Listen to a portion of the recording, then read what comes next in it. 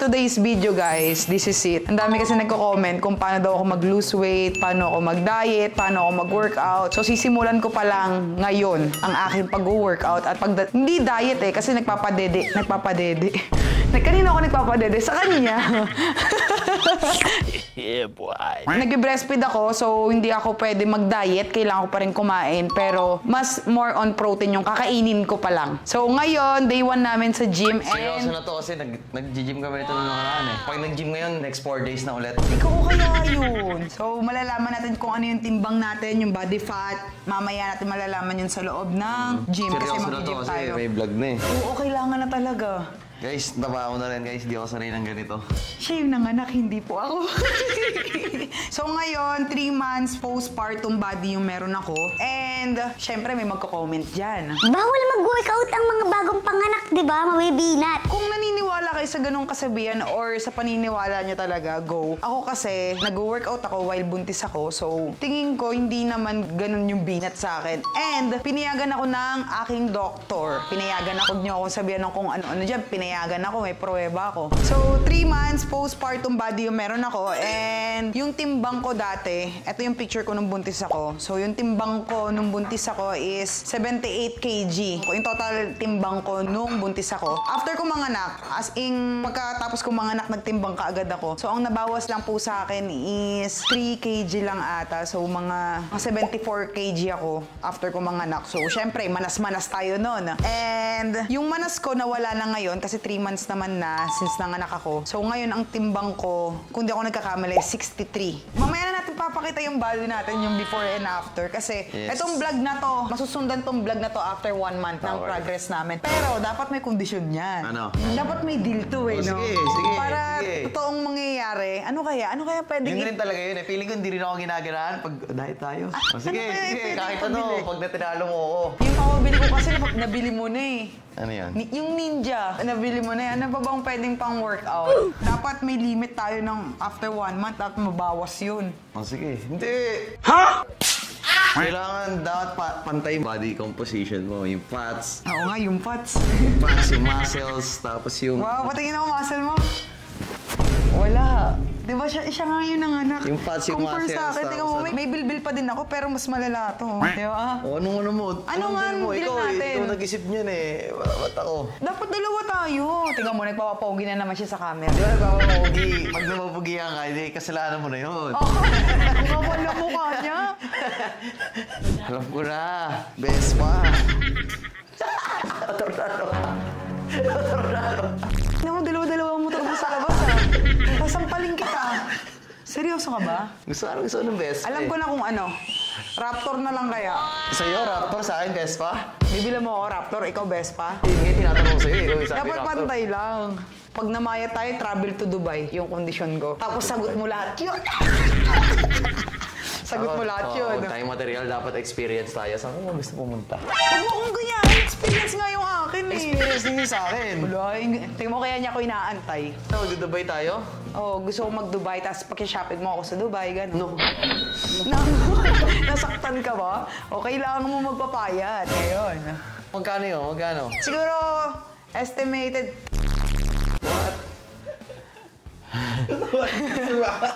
Hindi, kasama kasi yung flight dun Yung flight, yung tour, yung kain. Baka ex-deal dyan, ex-deal.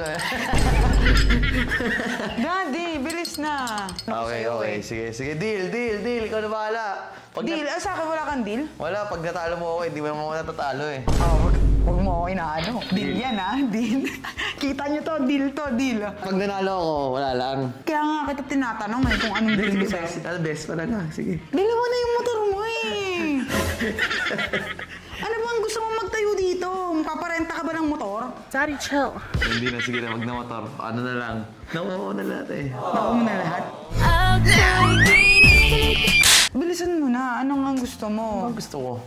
Another baby? Wag muna. Yun pala yung gusto niya, no? Another bata. Ako, Japan na lang ako. Japan. Okay na ako sa Japan tayo. May visa ka ba? Oo, ulit. Wala rin naman tayo visa ng Dubai anong kondisyon mo? Kasi ang gagawin ko sa Japan, bibili ako ng helmet, bibili ako ng jacket. Helmet, jacket, gears. Inaasar na kasi ako ng mga tropa ko sa helmet ko, naka-modular daw ako eh. Boom, boom. Ngayon, magandang helmet na galing Japan. Mahal ba yun? Mura lang mga helmet. Magkano? Mga 50K, gano'n. Tapos sagot ko pa yung ano? Oo, syempre. Deal na, yun lang. 30 days. 30 days? Di ba 31 days every month? 31 days. O, sige. Alam mo, lugi. Kasi bawal ako mag-creatine eh. Kasi ano ko na, inaamon-amon mo ako eh. Sabi mo, mataba ako. Ito na yun.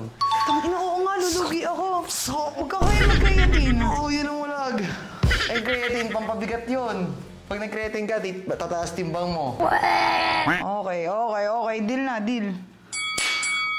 Okay, deal. See you sa gym. Let's go. Teka lang. Let's go, Japan.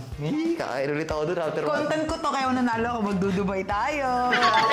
Nakita, kakain muna ako. High protein naman yung niluto ko ah. Nagluto ako kanina kasi day 1 na nga namin. Nagluto ako ng creamy chicken breast.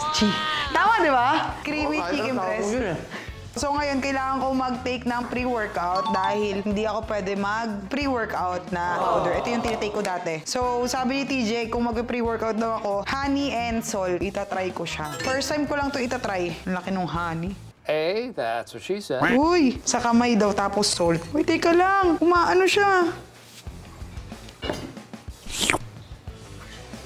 Ang sarap nung kamay ko. Walang takbuhan to, buddy, ha? Walang ayawan to. Ginagalit mo na ako, eh. Low calorie, high protein to. Lugi pala ako kasi siya pala ang naggagawa ng pagkain namin. Kaya mo yan. Matutunan mo yan. Low calorie, high protein ka nga pala. Kaya ko to. Ay, wag muna natin palalabas.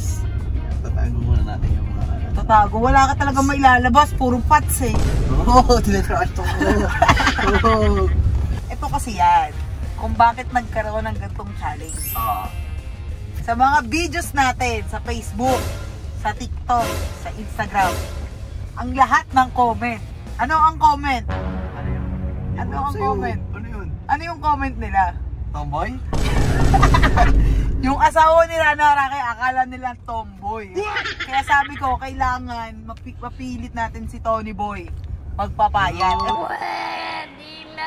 Naging good Samaritan ka pa ngayon. Hoy! Ayun naman talaga. Bakit gusto ko na papayatin? Kasi nagmumukha ka talagang tomboy.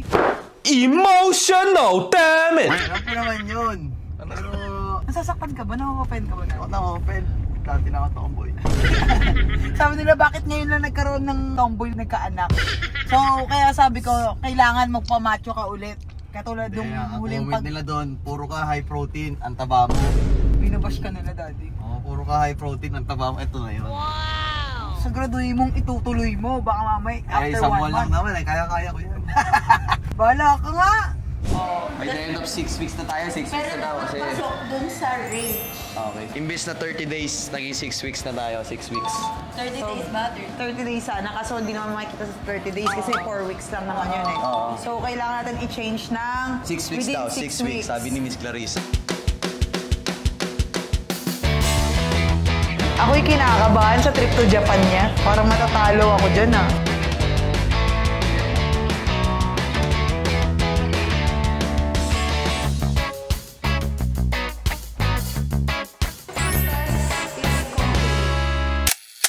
Hello po. Rana, partner. May challenge kasi kami coach eh. Saan kami magiging pair? Sa middle. Magiging middle. think sa Yung quality sa fat loss. Parang yung muscle gain naman. Parang middle kami, both kami nag-gain. Yung quality transformation talaga. Kailangan mag-lose ng fats tapos mag-gain ng muscle dapat. Loose fat, gain Tapos muscle. percentage yung gagawin natin. Okay, coach. So doon sa muscle mass, kukunin lang natin yung percentage niya para malaman natin kung ilang percent yung na-lose mo. So by percentage yung gagawin natin. So depend, kahit nasa kanya, ganun din, para patay, Oo, pantas kayo, di ba? kumbaga, kunyari, mas marami akong na-lose.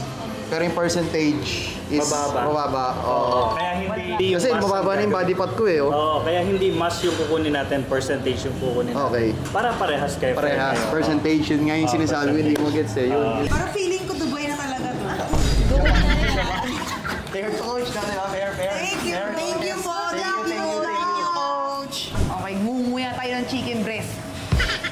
Chicken breast is the key.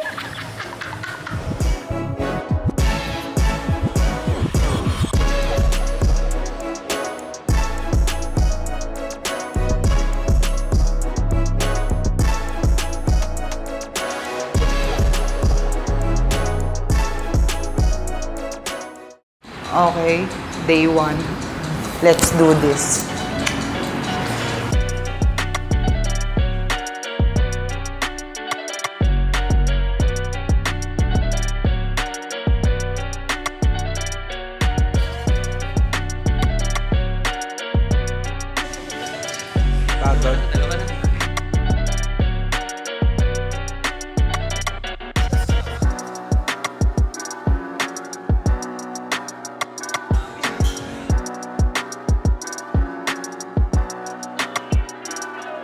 Tapos tayo mag-gym. Nagpa-coach pa to. 3 coach.